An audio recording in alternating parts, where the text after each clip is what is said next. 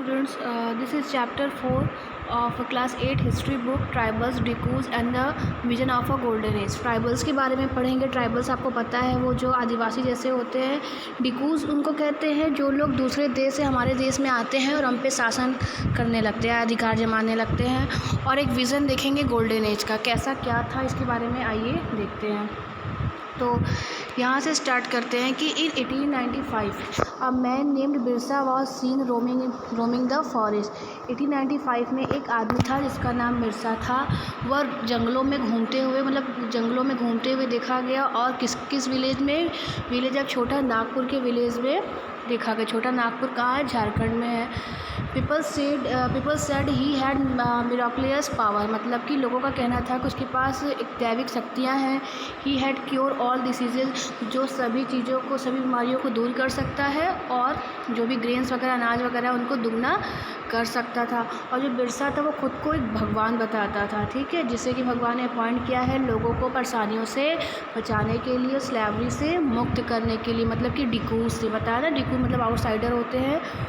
और बहुत ही जल्दी थाउजेंड्स लोग उसके फॉलोअर्स बन गए और ये मानते हुए कि वह एक भगवान है जो कि उनके सारी प्रॉब्लम को सॉल्व करने के लिए आया हुआ है, ठीक है।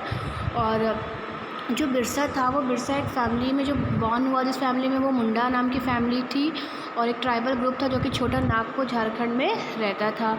और जो उसके फॉलोअर्स थे वो ट्राइबल्स भी थे अलग अलग रीजन्स के ना, तो संथाल्स और ओरांस भी होते हैं। ये लोग भी ट्राइबल्स ग्रुप ही होते हैं। जैसे कि हम लोग की कैटेगरी अलग अलग होती है ना, जायसवाल है, बनिया अग्रवाल है, तो वैसे इन लोगों में ट्राइबल्स में भी संथाल्स, ओरांस, मंडूस, ठीक है, इस तरह से होते हैं। तो all of them in different ways are unhappy with the change. और मेरे सभी क्या थे? अनहैप्पी थे, जो भी चेंज उनको दिखाई दे रहे थे, ठीक है, जो भी ब्रिटिश रूल के अकॉर्डिंग की वजह से वो लोगों को प्रॉब्लम फेस हो रहा था, उससे वो लोग काफ़ी परेशान थे। और उनको ये लग रहा था कि वो जो चीज़ें उनकी जो जीविका थी चलाने की और जिस तरह से अपनी लाइफ को स्पेंड करते थे, जी रहे थे, अपने कल्चर को, हर एक चीज़ों को वो मतलब हर चीज़ों से वो दूर होते जा रहे हैं। और उनका जो धर्म है, उनका जो कल्चर है, काफ़ी डेंजर में आ गया है। तो इसके बाद है कि what problem did Birsa set out to resolve.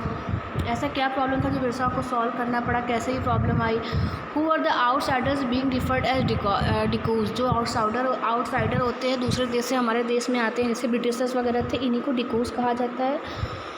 और फिर है कि what was happening with the tribal people under the British. क्या हुआ था ट्राइबल पीपल के साथ अंडर द ब्रिटिश रूल? मतलब जब ब्रिटिश हमारे 18th सेंचुरी में आती, ब्रिटिश जब हम 18th सेंचुरी में हमारे यहाँ आए तो किस तरह से वो ट्राइबल्स को परेशान करते थे और किस तरह से मतलब इनके जो कल्चर को डिनाई करते थे, इनके बारे में हम देखेंगे।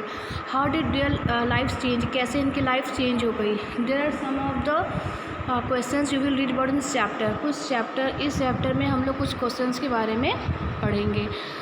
तो जैसा कि ट्राइबल सोसाइटीज़ के बारे में आपने लास्ट ईयर भी पढ़ा था, मतलब क्लास 7 में भी पढ़ा था, जो most tribes and customs and rituals that were very different from those laid down by Brahmans. मतलब कि जो ट्राइबल्स के कल्चर वगैरह होते हैं वो ब्राह्मण वगैरह के कल्चर से काफ़ी डिफरेंट होते हैं। और मतलब इनमें बहुत ज़्यादा कोई साफ सोशल डिवीज़न नहीं होता है कि मतलब कि जो बहुत ज़्यादा कास्ट वगैरह का प्रॉब्लम नहीं होता, लेकिन फिर भी ऐसा नहीं है कि इन लोगों में कास्ट नहीं होता है थोड़ा बहुत इन लोगों में भी होता है, ठीक है। However this did not mean, मतलब देखिए यहाँ लिखा हुआ कि इसका मतलब ये नहीं है कि इनमें कोई सोशल इकोनॉमिक डिफरेंस नहीं होता आपस में, ठीक। मतलब कि इन लोगों में भी ऐसा होता था कि जिसके पास थोड़ा ज़्यादा पावर वगैरह रहता था, तो वैसे सोशल इकोनॉमिक डिफरेंसेस इन लोगों में ट्राइबल्स के बीच में भी होते थे। आगे देखिए, आगे है कि how do tribals groups live. तो जो ट्राइबल्स की ग्रुप्स थे वो कैसे रहते थे? By the 19th century tribal people in different parts of India involve. जो 19th सेंचुरी में जो ट्राइबल पीपल थे इंडिया के, वह मतलब अलग अलग वेराइटीज़ की एक्टिविटीज़ में इन्वॉल्व थे। तो अब हम उस एक्टिविटीज़ के बारे में देखते हैं कि क्या क्या थे। सम वर झूम कल्टिवेटर्स। तो झूम कल्टिवेटर्स क्या होता है? झूम कल्टिवेटर्स मतलब होता है कि जब ट्राइबल्स जो हैं और या ट्राइबल्स का एक स्मॉल ग्रुप होता है और वो स्मॉल पैचेस ऑफ लैंड में, मतलब मोस्टली जो फॉरेस्ट एरिया होता है, उसको आग से जला के या किसी तरह से भी क्लीन करके, ठीक है। किसी तरह से भी मतलब आग लगा के या क्लीन करके एक्ट से साफ़ सफाई करके पेड़ों को कट करके उस ज़मीन को ऐसा बना देते थे ताकि वहाँ पे क्रॉप्स ग्रो किया जा सके। और एक बार जब वहाँ क्रॉप्स ग्रो हो जाता था, रेडी हो जाता था, उसको हार्वेस्ट करते थे और हार्वेस्टिंग के बाद वो दूसरे फील्ड में मतलब जंगल के दूसरे पार्ट में चले जाते थे। ठीक है। और मतलब कि बहुत ही लंबे समय तक वो जो फील्ड जहाँ पे एक बारी क्रॉप्स ग्रो करते थे वहाँ ग्रो करते थे वो ऐसे ही पड़ा रहता था, मतलब कि सेवरल ईयर्स तक के लिए उसको छोड़ देते थे। उसके बाद यहाँ पे है कि फिर जो शिफ्टिंग कल्टीवेटर्स थी मोस्टली हिली एरिया या फॉरेस्ट एरिया में होते थे। ठीक है। क्योंकि वहाँ पे ही जो सॉइल होती है वो फर्टाइल नहीं होती थी, इसीलिए वहाँ पे फॉरेस्ट को ऐसी जगह पे वो क्लीन करते थे और क्रॉप्स वगैरह को ग्रो करते थे। और मतलब हर एक तरह से ये लोग फ्री थे किसी भी जगह जाने के लिए, कोई भी काम करने के लिए। ठीक है। सम वर हंटर गैदर्स मतलब क्या होता है? हंटर मतलब आपको पता है शिकारी वगैरह होते हैं, और गैदर्स वगैरह मतलब होता है कि जो फॉरेस्ट प्रोड्यूस होता है, जैसे कि वुड है और भी जो चीज़ें थी मेडिकल यूज़ की, उसको ये कलेक्ट करते थे। ठीक है। और फिर उसको ये सेल करते थे। तो they saw forest essential for survival, मतलब इन लोगों की नज़रों में जो फॉरेस्ट है वो काफ़ी मतलब इम्पॉर्टेंट सोर्स था इनकी जीविका चलाने के लिए। ठीक है। They regularly went out the collective hunts and then divide, मतलब वो रेगुलरली हंटिंग के लिए जाते थे, फिर वो मतलब इकट्ठा जो ग्रुप में रहते थे आपस में चीज़ों को बांट लेते थे, मीट वगैरह को। और ये जो फ्रूट्स और रूट्स वगैरह इकट्ठा करते थे, खाते थे, पका के खाते थे। ठीक है। और ये जो ये ऑयल यूज़ करते थे वो साल और महुआ होता है और सॉल होता है प्लांट, उसका ही ऑयल यूज़ करते थे। ठीक है। और ये और देखिए क्या करते थे कि दे यूज़ मैनी फॉरेस्ट श्रब और हर्ब्स को क्या करते थे मेडिसिनल पर्पस के लिए यूज़ करते थे। फॉरेस्ट प्रोड्यूस जो होता था उसको लोकल मार्केट में सेल करते थे। वीवर्स भी थे, लेदर्स भी थे, और कुछ वीवर्स थे, कुछ लेदर वगैरह का भी काम करते थे। और उस टाइम एक फेमस फ्लावर होता था कुसुम और पलाश का, उसकी जो फ्लावर के जो कलर होता था वह कपड़े को कलर करने के लिए यूज़ ये लोग करते थे। ठीक है। आइए आगे देखें। यहाँ पे है कि from where this forest people get their supplies of rice, मतलब कहने का है कि ऐसा है कि अब इन लोगों के जो जहाँ पे क्रॉप्स वगैरह ग्रो करते थे वहाँ पे वीट वगैरह राइस वगैरह ग्रो करना तो मुश्किल होता था, तो इन लोगों को कैसे मिलता था? ये क्या करते थे कि जो फॉरेस्ट प्रोड्यूस होता था इनके फॉरेस्ट में, उस चीज़ों को ये जाके मार्केट में बेचते थे और उसके बदले जो इन्हें ज़रूरत पड़ती थी मतलब कि राइस वगैरह की या और भी चीज़ों की, उससे ही उनसे परचेस कर लेते थे। और इनमें से कुछ ऐसे भी ट्राइबल्स थे जो और जॉब करते थे विलेजेस में। ठीक है। लोड वगैरह उठाते थे, बिल्डिंग रोड्स वगैरह बनाने में लेबर का काम करते थे। और कुछ ऐसे थे जो मतलब किसान वगैरह के जो बड़े पीजेंट्स वगैरह थे, लैंडलॉर्ड्स वगैरह थे, उनके भी खेत में काम करते थे। और tribal people had to increasingly wander around in search of work, मतलब कभी कभी कुछ ऐसे भी ट्राइबल्स थे जिनको काम की तलाश में एक जगह से दूसरी जगह मूव करना होता था। But many of them like the badges of central India were regulate to do for the others. The badges saw themselves as people of the forest who could only live on the produces of the forest. It was below the dignity of a badges to become a labor. कहने का मतलब है कि tribals का एक group था badges ना, मतलब इनके अकॉर्डिंग क्या था कि दूसरों के लिए काम करना, मतलब दूसरों के फील्ड में, दूसरों के खेत में काम करना इनकी डिग्निटी के नीचे आता था। मतलब ये ऐसा नहीं करना चाहते थे। इनका मतलब था कि ये खुद ओनर थे, ये लोगों को हायर करते थे अपने यहाँ काम करने के लिए। ठीक है। फिर है कि tribals groups often needed to buy all in order to be able to get the goods that were not produce. मतलब देखिए वहीं यहाँ पे लिखा है कि जो चीज़ें ये प्रोड्यूस नहीं कर पाते थे वो लोकल एरिया से ये मतलब एक्सचेंज करके ख़रीदते थे। This led to their dependence on traders and money lenders, मतलब इस तरह से ये डिपेंड रहते थे ट्रेडर्स और मनी लैंडर्स पे। Traders come around with things for sale and sold the goods in high prices. Traders होते थे वो सामान तो काफ़ी हाई प्राइजेस में सेंड करते हैं, मतलब सेल करते थे। मनी लेंडर्स थे जो इनसे ये पैसा वगैरह उधार लेते थे, वो एक बार तो पैसा दे देते थे लेकिन जो इसका इंटरेस्ट रहता था वो काफ़ी हाई होता था, जो इनके लिए देना मतलब रिटर्न करना बहुत मुश्किल हो जाता था।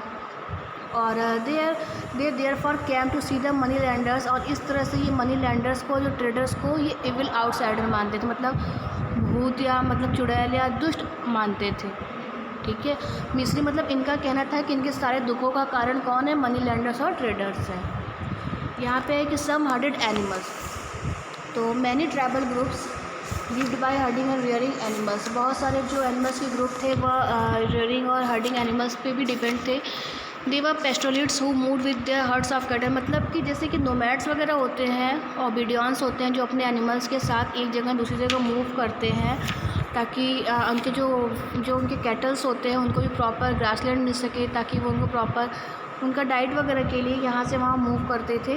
तो ये लोग भी मूव करते थे, जो पेस्टोलिट्स थे ये सीज़न के अकॉर्डिंग मूव करते थे कि किस सीज़न में कहाँ पे इन्हें क्या मिलेगा, उस अकॉर्डिंग वो एक जगह दूसरी जगह मूव करते थे। और जैसे कि एक जगह का जब लिखा ना कि वन प्लेस ऑफ एग्जॉस्टेड, जब एक जगह ग्रास ख़त्म हो जाता था या ग्रासलैंड ख़त्म हो जाती थी तो ये दूसरे एरिया में चले जाते थे, ठीक है। और बाकी हम ट्राइबल्स के बारे में आगे पढ़ते हैं। ये देखिए, उसके बाद है some took to settled cultivation. Settled क्या है कि even before the 19th century many from within the tribal groups have to begun settling down and cultivating their fields in one place year after year instead of moving from place to place. Settled cultivators वही होते थे जो एक जगह पे fix मतलब जगह बना के रहते थे और बार बार उसी जगह पे क्या करते थे, फार्मिंग मतलब खेती अपना करते थे। और ये क्या यूज़ करते थे, प्लाव का यूज़ करते थे। और इनका जो एक ज़मीन होता था उस पर इनका अधिकार था, जैसे कि जो बैजेस वगैरह थे वो सेटल्ड कल्टिवेटर्स थे, क्योंकि उनके पास उनका खुद का ज़मीन था, उस ज़मीन पे उनका खुद का अधिकार था। वो लोगों को हायर करते थे वहाँ पे कि काम करने के लिए, ठीक है, खेत में। और all members of the clan were regarded as descendants of the original settlers who had first cleared the land, therefore all of them had right on the land। मतलब कहने का है कि जो एक साथ मिलके ये ग्रुप रहते थे, इन ग्रुप का सब मिलके किसी ज़मीन पे इनका अधिकार रहता था, ठीक है। आगे देखिए, British officials saw settled tribal group like the Gonds and Santhals as more civilized than hunter gatherers और shifting cultivators। जो ब्रिटिशर्स थे वो इस सेटल्ड ट्राइबल ग्रुप्स को काफ़ी ज़्यादा मतलब सिविलाइज्ड मानते थे, मतलब कि जो संथाल्स वगैरह थे, गोंड्स वगैरह थे, उनसे ज़्यादा सिविलाइज्ड थे जो सेटल्ड ट्राइबल ग्रुप्स के थे लोग थे। Those who lived in the forest were consider to be wild and savage, जो लोग जंगलों में रहते थे उन्हें जंगली कहा जाता था, ठीक है। और उन्हें भी सिविलाइज्ड होने की ज़रूरत थी। फिर देखिए, how did colonial rule affect tribal lives. जो कॉलोनियल रूल बनाया गया वो कैसे ट्राइबल को अफेक्ट किया गया। तो आगे हम देखते हैं कि ट्राइबल्स चीफ के साथ क्या हुआ। Before the arrival of British in many areas the tribal chiefs were important people. जब ब्रिटिश के आने के पहले बहुत से एरिया में जो ट्राइबल चीफ्स थे वो काफ़ी इंपॉर्टेंट थे ना। They enjoyed a certain amount of economic power, काफ़ी इकोनॉमिक पावर को इन्जॉय करते थे और अपने एडमिनिस्ट्रेशन जो राइट था उनका उसको इन्जॉय करते थे। और कुछ जगहों पे इनके खुद की पुलिस डिसाइड की हुई होती थी, लोकल रूल्स इनके बनाए हुए रहते थे, फॉरेस्ट मैनेजमेंट सब कुछ इनके हाथ में होता था। लेकिन जैसे ही ब्रिटिश रूल स्टार्ट हुआ, जितने भी फंक्शन पावर थे वो इनके हाथ से छीन लिए गए। और they were allowed to keep the land titles, मतलब कहने का था कि इनको फिर इनको भी फोर्स किया जाने लगा कि ये टैक्स वगैरह रेवेन्यू इकट्ठा करें और इनको दे, किसको दे, ब्रिटिशर्स को दे, ठीक है। इनसे एडमिनिस्ट्रेशन पावर भी फोर्सली छीन लिया गया था, किससे, जो पुराने कल्टिवेटर्स थे। दे ऑल्सो हैड टू पे ट्रिब्यूट टू द ब्रिटिश, मतलब कि इन लोगों को ब्रिटिश को ट्रिब्यूट देना पड़ता, मतलब ज़्यादा रिस्पेक्ट देनी पड़ती थी। और they lost the authority they had earlier enjoy, मतलब काफ़ी अथॉरिटी ब्रिटिश के आने के बाद ये लोग खो चुके थे, काफ़ी अधिकार खो चुके थे, ठीक है। फिर what happened to the shifting cultivators. Shifting cultivators के साथ क्या हुआ, इसके पहले फिगर देखते हैं। A log house being built in the village of the Nyishi tribes. Arunachal Pradesh का ये है, ये ट्राइबल्स का घर है, बांस वगैरह से बना है, यही दिखा रहा है, ठीक है। तो the British were uncomfortable with groups who moved about did not have a fixed home. जो ब्रिटिशर्स थे वो उनके साथ अनकम्फर्टेबल थे, जो लोग एक जगह से दूसरी जगह मूव करते थे, जिनका कोई फिक्स्ड होम नहीं था। दे वांटेड ट्राइबल, मतलब वो चाहते थे कि जो ट्राइबल ग्रुप्स हैं वो एक जगह पे सेटल हो जाए और बिकम पीजेंट्स कल्टिवेटर्स। और पीजेंट्स कल्टिवेटर मतलब कि एक ही जगह रह के ये काम करें। सेटल पीजेंट्स वर ईजियर, मतलब कि अगर एक जगह पे पीजेंट्स इकट्ठा होकर रहते तो उन पर कंट्रोल करना और एडमिनिस्ट्रेशन करना बहुत ईजी हो जाता था ना। और एक जगह रहने की वजह से इनको रेगुलर रेवेन्यू मतलब टैक्स वगैरह भी मिल जाएगा, इसीलिए ये चाहते थे कि ये लोग एक रहें। और फिर उसके बाद इन्होंने ये चाहते थे कि that measure the land define the rights of each individual. उसके बाद इन्होंने क्या किया था कि जिसके पास जितनी ज़मीन होती, जितना लैंड होता था, उसके अकॉर्डिंग उससे रेवेन्यू कलेक्ट करते थे, ठीक है। और उसके बाद मतलब ये छोटे छोटे किसानों को फोर्स किया करते थे ताकि रेवेन्यू दे लैंड ओनर्स को, और फिर वो जो ओनर्स वगैरह होते थे वो ब्रिटिशर्स को देते थे। और इसमें सबसे ज़्यादा नुकसान तो किसान का, छोटे किसान का होता था, ठीक है। ये देखिए यहाँ इमेज बना हुआ है कुछ ट्राइबल्स कैसे काम कर रहे हैं, ठीक। फिर यहाँ पे है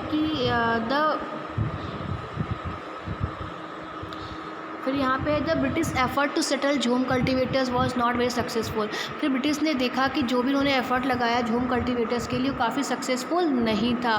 settle plough cultivator is not easy in areas, मतलब कि ऐसे जगह पे झूम कल्टिवेशन को मतलब ऐसे व्यक्ति जो झूम कल्टिवेटर्स थे, जो एक जगह दूसरी जगह मूव करते थे, उन्हें किसी एक जगह पे रख के काम करवाना मुश्किल था, क्योंकि ऐसी जगह पे खेती करना जहाँ पानी की समस्या ज़्यादा हो, जहाँ का सॉइल ड्राई हो, वहाँ पे प्रॉब्लम होता था।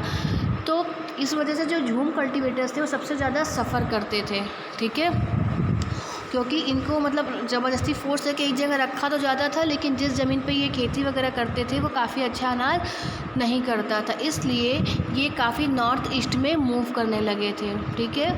और facing widespread protests the British had to ultimately allow them the right to carry on shifting cultivation in some parts of the forest. उसके बाद इनको अधिकार दिया गया कि फॉरेस्ट के कुछ पार्ट पे ये अपने कल्टिवेशन या अपनी खेती कर सकते हैं, ठीक है। फिर यहाँ पे है फॉरेस्ट लॉ। फॉरेस्ट लॉ क्या था? Forest law and their impact. The life of the tribal groups as you have seen was directly connected to the forest. जो ट्राइबल ग्रुप्स थे वो डायरेक्टली किससे कनेक्टेड थे? फॉरेस्ट से थे। So changes in forest law had to be considerable effect on tribal life. तो जो forest के लाइफ जो लॉज चेंज किए गए वो मोस्टली जो ट्राइबल्स थे के लाइफ पे काफ़ी इफेक्ट डाल रहे थे, ठीक है। The British extended their control all over the forest. जो ब्रिटिशर्स थे वो अपने कंट्रोल को फॉरेस्ट पे काफ़ी ज़्यादा बढ़ा दिए थे, और सम कुछ फॉरेस्ट ऐसे थे जो रिजर्व फॉरेस्ट क्लासीफाइड किए गए थे, मतलब कि वहाँ पे कोई भी जा नहीं सकता था, वहाँ पे सिर्फ ब्रिटिशर्स का अधिकार था, क्योंकि वो वहाँ टिम्बर वगैरह ग्रो करते थे। और in this forest people were not allowed. और ऐसे फॉरेस्ट जहाँ पे टिम्बर अधिक ग्रो होते थे, जो ब्रिटिश के अंडर में थे, वहाँ पे आम जनता को जाना अलाउ नहीं होता था, ना ही वहाँ वो लोग आराम से जाके मूव कर सकते थे। मतलब वो एरिया को सील करके रखा गया था जो सिर्फ ब्रिटिशर्स के अंडर में आता था। और कि फिर भी ये प्रॉब्लम एक आ रही थी कि जो how jhum cultivators to survive in such situation. तो इस कंडीशन में जो झूम कल्टिवेटर्स थे वो कैसे सर्वाइव करते? Many were therefore force. इसलिए बहुत सारे लोग क्या किए, मजबूर होकर दूसरी जगह पे दूसरी एरिया में चले गए दूसरे काम की तलाश में और अपनी जीविका चलाने के लिए, ठीक है, क्योंकि यहाँ तो ज़मीन इनको मिल नहीं रही थी। But once the British stop the tribal people, लेकिन जब ब्रिटिश ने स्टॉप कर दिया ट्राइबल पीपल को फॉरेस्ट में एंट्री लेने के लिए, तो एक प्रॉब्लम ब्रिटिशर्स ने फेस किया कि फिर ऐसे लोग कहाँ से आएंगे जो मतलब कि फॉरेस्ट डिपार्टमेंट में के काम करने के लेबर कहाँ से मिलेंगे? कौन होगा जो ट्री को कट करेगा, टिम्बर को ले आएगा, रेलवे स्लीपर्स वगैरह कैसे होंगे, मतलब ट्रांसपोर्ट का काम कैसे होगा, क्योंकि लेबर को तो जाना मना था वहाँ पे। फिर देखिए colonial officers cam up with the solution. जो कॉलोनियल ऑफिसर्स थे वे सॉल्यूशन के साथ लेके उन्होंने डिसाइड किया कि जो झूम कल्टीवेटर्स हैं जो परेशान थे क्योंकि इनको ज़मीन नहीं मिल रही थी क्रॉप्स ग्रो करने के लिए, तो इनको फॉरेस्ट में जाना अलाउ किया जाएगा। और लेकिन इनके लिए कंडीशन रखी गई थी कि जो भी इस गांव में रहेगा, जो भी इस जगह रहेगा, उसे मतलब प्रोवाइड लेबर, मतलब उसे लेबर का काम करना पड़ेगा फॉरेस्ट डिपार्टमेंट के लिए, और फॉरेस्ट की देख रेख भी करनी पड़ेगी। So in many regions, the forest department established forest villages to ensure a regular supply of cheap labor। और इस वजह से वहाँ के रहने वाले लोगों को बहुत ही सस्ते दाम पे लेबर का काम करना पड़ता था। फिर देखिए यहाँ पे है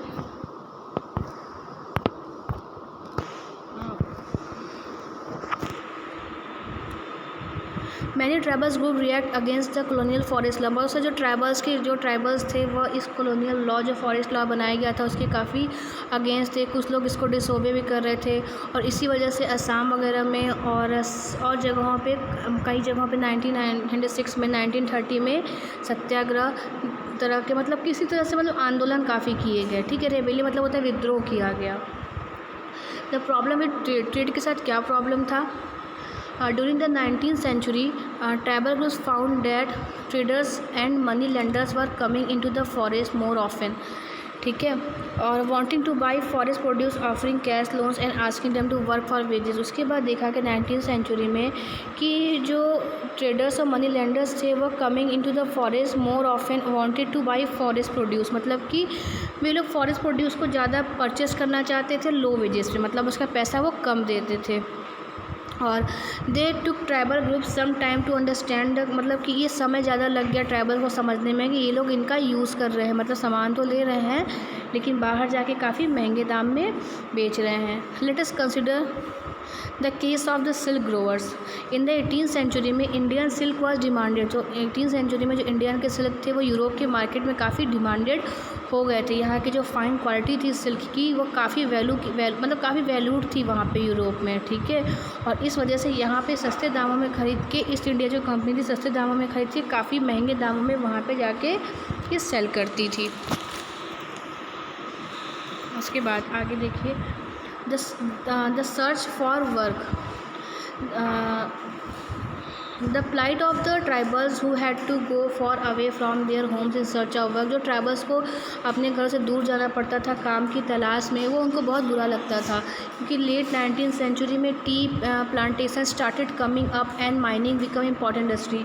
जबकि लेट 19th सेंचुरी में टी प्लांटेशन और माइनिंग वगैरह काफ़ी इंपॉर्टेंट इंडस्ट्रीज़ बन गया था और ट्राइबल्स को काफ़ी रिक्रूटेड मतलब होता है कि हायर किया जाने लगा वर्क के लिए। कहाँ पे? टी प्लांटेशन के लिए असम में, और कोल माइंस जो था झारखंड में वहाँ के लिए। और ये लोग जो मतलब कि जो ट्राइबल्स तो हायर किए जाते थे कॉन्ट्रैक्टर के बेस पे डायरेक्ट, मतलब कि इनका एक कॉन्ट्रैक्टर होता था जिनके अंदर ये लोग काम करते थे। उनको तो पैसे काफ़ी मिलते थे लेकिन इन लोगों को जो ट्राइबल्स थे इनको काफ़ी मिसरेबली लो वेजेस मतलब काफ़ी कम दामों पे हायर किया जाता था। फिर यहाँ पे है a closer look. Through the 19th and 20th century tribal groups in different parts of the country rebelled against the changes in law. 19th और 20th सेंचुरी के आते जो ट्राइबल्स थे वो काफ़ी जो नए नए नियम बनाए गए थे उसके अगेंस्ट हो गए थे, ठीक है। और जो नए नए टैक्स थे उनको पे करने होते थे और इसकी वजह से क्या होता जो ट्रेडर्स वगैरह थे मनी लेंडर्स थे उन्हें इनके अधिकारों को काफ़ी छीन रहे थे।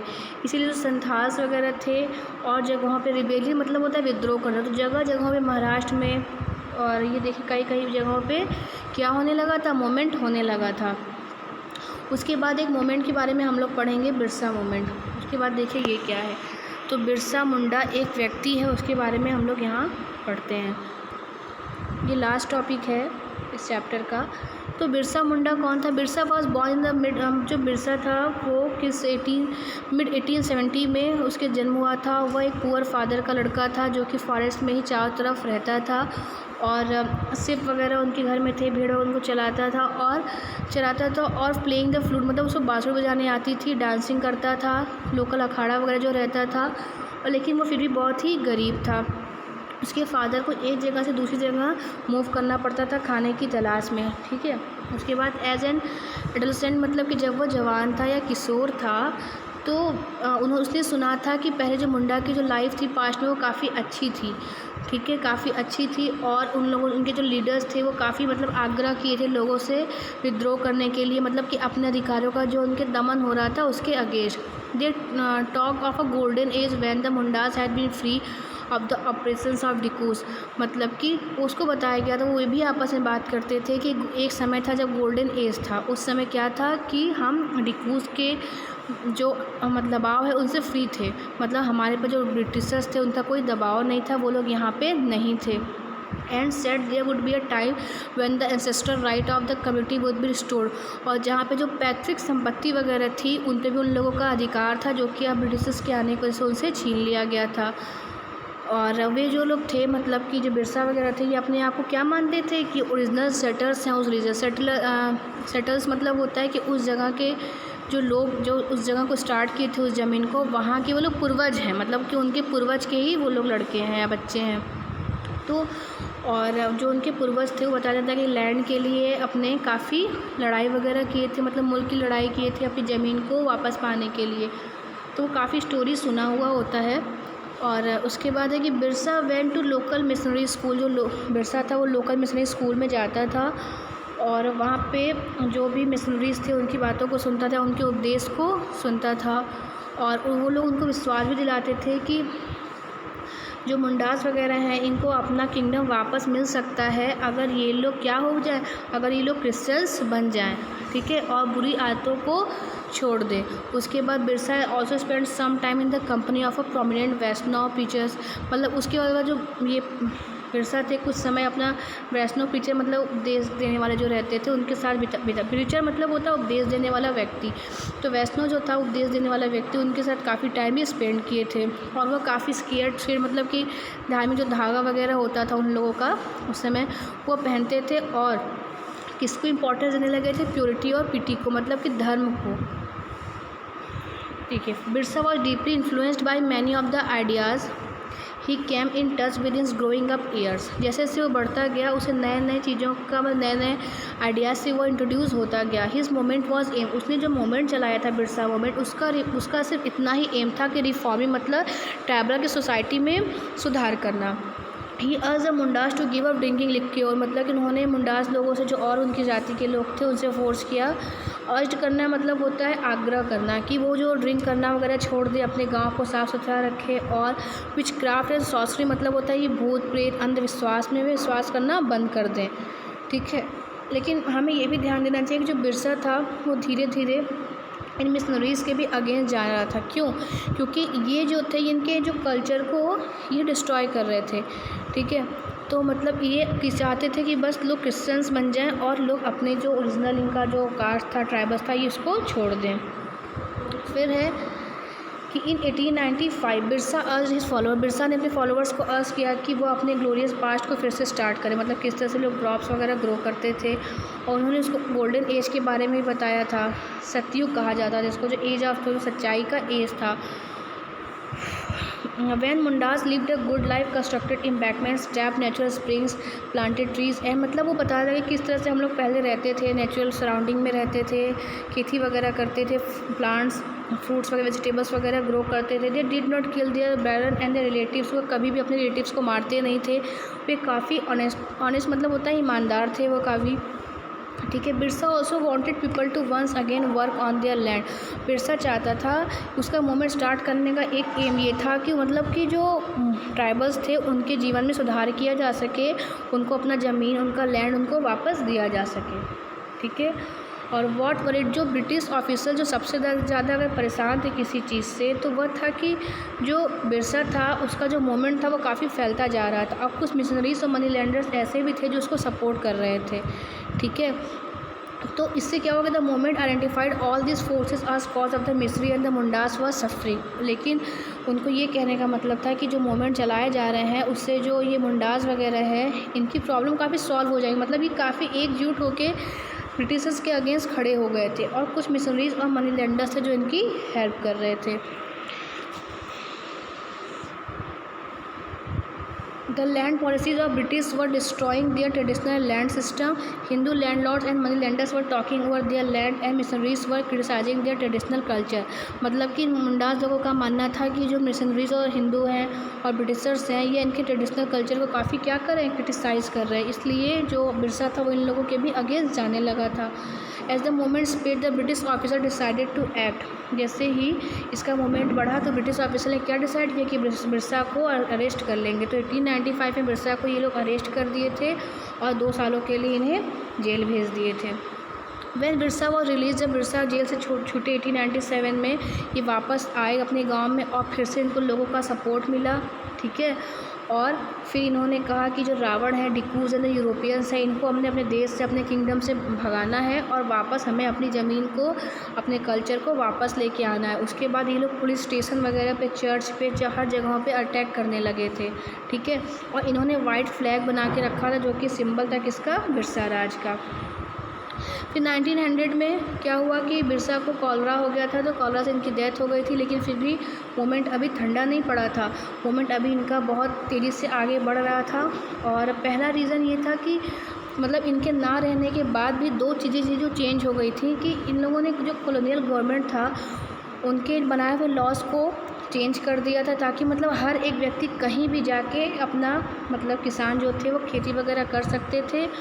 और फिर भी ये दिखाया कि मतलब कि ट्राइबल्स के पास भी कितनी कैपेसिटी होती है, ठीक है, मतलब कितनी कैपेसिटी होती है लॉज को चेंज करने के जो नियम थे। They did this in their own specific way, जैसा कि वो जो ट्राइबल्स थे वो अपने स्पेसिफिक वे में इन चीज़ों को चेंज किए थे, लेकिन फिर भी वापस इनको क्या मिला था, जो भी इनका रिचुअल्स, सिम्बल्स और कल्चर था, काफ़ी स्ट्रगल करने के बाद इनको वापस मिल गया था। बस ये चैप्टर यहाँ पे कंप्लीट होता है और नेक्स्ट वीडियो में हम लोग एक्सरसाइज डिस्कस करेंगे।